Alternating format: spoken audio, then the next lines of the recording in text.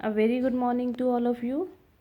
Hanji student, as we have studied drift velocity in the earlier lecture, today beta I am going to discuss about the relation between drift velocity and electric current. ਹੁਣ ਰਾਜੇ ਇਸ article ਦੇ ਵਿੱਚ ਆਪਾਂ ਕੀ find out ਕਰਾਂਗੇ ਕਿ ਜੋ drift velocity ਔਰ ਇਲੈਕਟ੍ਰਿਕ ਕਰੰਟ ਦਾ ਦੋਨਾਂ ਦਾ ਰਿਲੇਸ਼ਨ ਕੀ ਹੈ ਬੇਟਾ. ਦਿਸ relation is also important for the point of view of numericals. So for this, beta consider a conductor whose length is L, area of cross section, uniform area of cross section A. Let V be the applied potential difference. ਸੋ ਬੇਟਾ ਆਪਾਂ ਨੂੰ ਪਤਾ ਹੀ ਹੈ ਕਿ ਜਦੋਂ ਆਪਾਂ potential difference ਨੂੰ apply ਕਰਾਂਗੇ ਤਾਂ ਕੀ ਹੋਊਗਾ ਰਾਜੇ, ਇਲੈਕਟ੍ਰੋਨਸ ਰੈਂਡਮਲੀ ਮੂਵ ਕਰਨਾ ਸਟਾਰਟ ਕਰ ਦੇਣਗੇ. ਜਦੋਂ ਰਾਜੇ ਇਲੈਕਟ੍ਰੋਨਸ ਰੈਂਡਮਲੀ ਮੂਵ ਕਰਨਗੇ ਤਾਂ ਕੀ ਹੁੰਦਾ ਰਾਜੇ, ਇਲੈਕਟ੍ਰਿਕ ਫੀਲਡ ਸੈਟਅਪ ਹੋ ਜਾਂਦਾ ਹੈ. ਤਾਂ ਉਸ ਇਲੈਕਟ੍ਰਿਕ ਫੀਲਡ ਦੀ ਵੈਲਿਊ ਕੀ ਹੈ ਬੇਟਾ, V/L, where V is potential difference applied and L is length. ਹੁਣ ਰਾਜੇ ਆਪਾਂ ਰਿਲੇਸ਼ਨ ਫਾਈਂਡ ਕਰਨਾ ਹੈ ਡ੍ਰਿਫਟ ਵੈਲੋਸਿਟੀ ਔਰ ਇਲੈਕਟ੍ਰਿਕ ਕਰੰਟ ਦੇ ਵਿੱਚ. ਬੇਟਾ ਇਲੈਕਟ੍ਰਿਕ ਕਰੰਟ ਕੀ ਹੁੰਦਾ, I ਇਕੁਅਲਸ ਟੂ Q/T. ਹੁਣ ਆਪਾਂ ਕਰਨਾ ਕੀ ਹੈ ਰਾਜੇ, Q ਔਰ T ਦੀਆਂ ਜਿਹੜੀਆਂ ਵੈਲਿਊਜ਼ ਨੇ ਉਸ ਨੂੰ ਆਪਾਂ ਫਾਈਂਡ ਆਊਟ ਕਰਾਂਗੇ ਔਰ I ਦੀ ਵੈਲਿਊਜ਼ ਦੇ ਵਿੱਚ ਪੁੱਟ ਕਰਕੇ at the last we got the relation between drift velocity and electric current. So for this we suppose this conductor having n electrons. N is the number of electrons per unit volume of the conductor. Now total electrons in the conductor, ਬੇਟੇ ਹੁਣ ਦੇਖੋ n ਆਪਾਂ suppose ਕਰ ਲਿਆ ਕਿ ਨਹੀਂ ਰਾਜੇ ਪਰ ਯੂਨਿਟ ਵੋਲਿਊਮ ਦੇ ਵਿੱਚ ਨੇ, ਯੂਨਿਟ ਵੋਲਿਊਮ ਲਈ ਆਪਾਂ ਕੰਸੀਡਰ ਕੀਤਾ. ਹੁਣ ਆਪਾਂ ਕਰਨਾ ਕਿ ਰਾਜੇ ਹੋਲ ਕੰਡਕਟਰ ਵਾਸਤੇ ਤਾਂ ਆਪਾਂ ਕੀ ਕਰਾਂਗੇ, ਹੋਲ ਕੰਡਕਟਰ ਦਾ ਵੋਲਿਊਮ ਕੰਸੀਡਰ ਕਰ ਲਾਂਗੇ. ਤਾਂ ਆਪਾਂ ਕੀ ਲਿਖਿਆ ਬੇਟੇ, n into volume of the conductor, ਜਿੰਨਾ ਵੀ ਵੋਲਿਊਮ ਹੈ. ਇਸ ਵੋਲਿਊਮ ਨੂੰ ਆਪਾਂ ਬੇਟਾ ਏਰੀਆ ਇੰਟੂ ਲੈਂਥ ਲਿਖ ਸਕਦੇ ਹਾਂ, ਕਿਉਂਕਿ ਦੇਖੋ ਰਾਜੇ ਵੋਲਿਊਮ ਦੇ ਵਿੱਚ 3 ਡਾਇਮੈਂਸ਼ਨ ਹੁੰਦੇ ਨੇ. 3 ਡਾਇਮੈਂਸ਼ਨ ਏਰੀਆ ਦੇ 2 ਹੋ ਗਏ ਇੰਟੂ ਬੇਟਾ L ਹੋ ਗਿਆ. ਤਾਂ A into L represents the volume.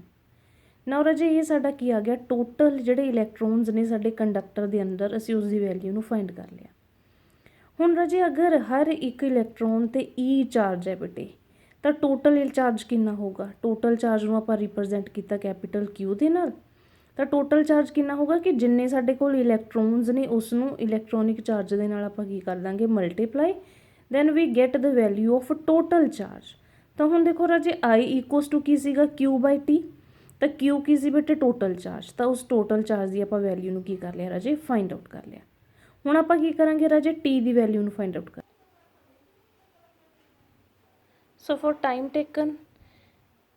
Taken ਕੀ ਹੈ ਬੇਟੇ, ਕਾਹਦਾ ਟਾਈਮ ਹੈ, ਜਦੋਂ ਜਿਹੜਾ ਚਾਰਜ ਹੈ ਉਹ ਕ੍ਰੋਸ ਕਰੂਗਾ ਸਾਰੀ ਲੈਂਥ ਨੂੰ ਕੰਡਕਟਰ ਦੀ ਨੂੰ, ਉਹ ਵਾਲਾ ਟਾਈਮ ਪੀਰੀਅਡ ਆਪਾਂ ਫਾਈਂਡ ਆਊਟ ਕਰਨਾ ਹੈ. ਦੈਟ ਇਜ਼ ਬੇਟਾ T ਇਕੁਅਲਸ ਟੂ L/VD. ਹੁਣ ਇਹ ਐਕਸਪ੍ਰੈਸ਼ਨ ਆਇਆ ਕਿੱਥੋਂ ਹੈ ਰਾਜੇ, ਬੇਟੇ ਆਪਾਂ ਸਪੀਡ ਕਰਦੇ ਹਾਂ ਨਾ ਡਿਸਟੈਂਸ ਬਾਈ ਟਾਈਮ. ਤਾਂ ਉੱਥੋਂ ਟਾਈਮ ਕੀ ਹੋ ਗਿਆ ਰਾਜੇ, ਡਿਸਟੈਂਸ ਸਾਡਾ ਕੀ ਹੋ ਗਿਆ ਰਾਜੇ, L ਬਾਈ ਕੀ ਆ ਗਿਆ, ਸਪੀਡ ਆ ਗਿਆ. ਸਪੀਡ ਆਪਾਂ ਇੱਥੇ ਕੀ ਫਾਈਂਡ ਕਰਨੀ ਹੈ, VT. ਸੋ ਨਾਓ ਬੇਟੇ ਆਪਾਂ Q ਵੀ ਫਾਈਂਡ ਕਰ ਲਿਆ ਔਰ T ਵੀ. So according to definition I equals to Q/T. ਬੇਟੇ put both the values in this equation. then we get ਬੇਟੇ ਆਪਾਂ ਇੱਥੇ ਵੈਲਿਊਜ਼ ਪੁੱਟ ਕਰਦੀਆਂ ਤਾਂ ਆਪਣੇ ਕੋਲ ਇਹੀ ਆ ਗਿਆ. So I equals to NEAVD. this is the required beta expression which gives the relation between electric current and drift velocity. further beta we know that VD equals to EE tau by m. put this value beta here. so we get another expression which is I equals to NE square AE tau by m. ਸੋ ਬੇਟਾ next ਆਪਣੇ ਕੋਲ ਇੱਕ problem ਹੈ, ਇੱਕ numerical ਹੈ. ਇਸ ਦੇ ਵਿੱਚ ਆਪਾਂ ਕੀ ਕਰਨਾ ਰਾਜੇ, ਐਸਟੀਮੇਟ ਕਰਨੀ ਹੈ ਐਵਰੇਜ ਡ੍ਰਿਫਟ ਵੈਲੋਸਿਟੀ. ਆਪਾਂ ਨੂੰ ਗਿਵਨ ਕੀ ਹੈ ਬੇਟਾ, area of cross section given ਹੈ ਔਰ I ਕੀ ਹੈ ਬੇਟੇ 2.7 A ਹੈ. ਐਜ਼ਿਊਮ ਕਰਨੀ ਹੈ ਡੈਂਸਿਟੀ ਆਪਣੇ ਕੋਲ ਕੀ ਹੈ ਬੇਟਾ, 9 × 10⁻28 ਮੀਟਰ ਪਰ ਮੀਟਰ. ਫਸਟਲੀ ਬੇਟੇ right the given values. A given ਹੈ ਰਾਜੇ, L N. ਨਾਓ ਬੇਟੇ I ਫਾਈਂਡ ਕਰਨਾ, ਸੌਰੀ VD ਫਾਈਂਡ ਆਊਟ ਕਰਨਾ ਹੈ ਬਾਈ ਯੂਜ਼ਿੰਗ ਦਿਸ ਫਾਰਮੂਲਾ. ਬੇਟੇ ਇੱਥੋਂ ਆਪਾਂ VD ਦੀ ਵੈਲਿਊ ਨੂੰ ਫਾਈਂਡ ਆਊਟ ਕਰਤਾ. I ਗਿਵਨ ਹੈ ਰਾਜੇ, N ਗਿਵਨ ਹੈ, A ਗਿਵਨ ਹੈ, E ਆਪਾਂ ਨੂੰ ਪਤਾ ਰਾਜੇ 1.6 × 10⁻⁻19. ਹੁਣ ਬੇਟਾ ਇਸ ਸਾਰੀ ਕੈਲਕੂਲੇਸ਼ਨ ਨੂੰ ਸੋਲਵ ਕਰਨ ਦਾ ਈਜ਼ੀਐਸਟ ਮੈਥਡ ਕੀ ਹੈ ਕਿ ਜਿੰਨੀਆਂ ਵੀ ਪਾਰਸ ਵਾਲੀਆਂ ਟਰਮ ਨੇ ਬੇਟੇ ਉਸ ਨੂੰ ਇੱਕ ਸਾਈਡ ਕਰ ਲਓ, rest of the terms taken one side. ਬੇਟੇ ਆ ਸਾਰਾ ਕੁਝ ਸੀਗਾ ਸਾਡੇ ਕੋਲ, ਉਹ ਟਰਮਸ ਲੈ ਲਈਆਂ। ਇਹ ਪਾਵਰ ਸੀਗੀਆਂ ਬੇਟੇ, ਲਾਈਕ 28 ਨੀਚੇ ਸੀਗਾ, ਉੱਪਰ ਜਾ ਕੇ ਨੈਗੇਟਿਵ ਹੋ ਗਿਆ। ਇਨ ਦਿਸ ਮੈਨਰ ਬੇਟੇ ਆਪਾਂ ਇੱਕ ਜਗ੍ਹਾ 'ਤੇ ਕੀ ਕਰਤਾ, ਸਾਰੀਆਂ ਵੈਲਿਊਜ਼ ਨੂੰ ਪਾਰਸ ਦੀਆਂ ਨੂੰ ਕਲੈਕਟ ਕਰਕੇ ਸੋਲਵ ਕਰ ਲਿਆ। ਜਦੋਂ ਬੇਟੇ ਇਹ ਸਾਰੀ ਟਰਮ ਨੂੰ ਸੋਲਵ ਕੀਤਾ ਤਾਂ 10⁻² ਆ ਗਿਆ। ਸਿਮਿਲਰਲੀ ਬੇਟੇ ਇਹ 3 ਕੁਆਂਟੀਟੀਜ਼ ਨੂੰ ਮਲਟੀਪਲਾਈ ਕਰਾਂਗੇ, ਦੈਨ ਵੀ ਵਿਲ ਗੈਟ 36।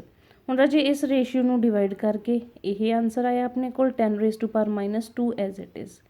ਬੇਟਾ ਅਗਰ ਇੱਥੋਂ ਤੱਕ ਵੀ ਕਰ ਦੋਗੇ ਦੈਨ ਵੀ ਓਕੇ ਹੈ।